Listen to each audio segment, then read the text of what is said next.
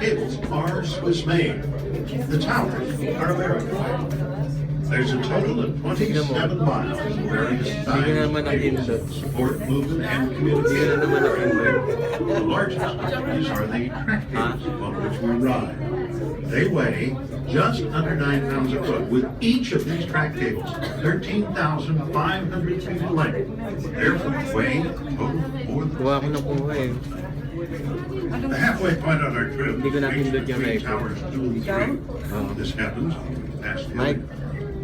journey.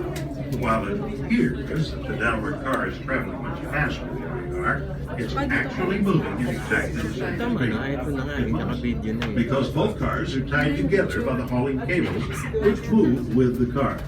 You see, the drive system at the Valley Station is pulling that car down, and in turn is pulling us up. The two cars are 34 feet apart in impact. The Palm Springs aerial tramway was first conceived in the early 1930s by a young electrical engineer, the late Francis Crocker, who to this day is known as the father of the tramway.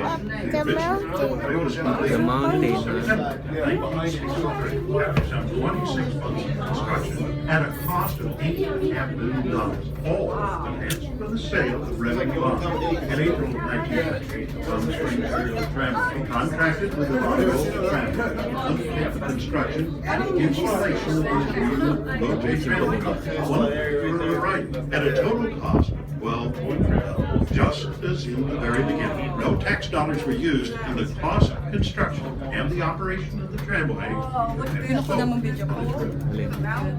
Yeah. Ito nga.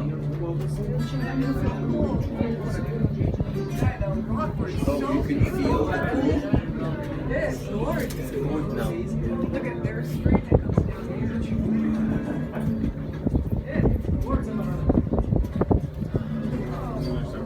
here. It is between towers 3 and 4 that we reach the longest span on our journey. The cables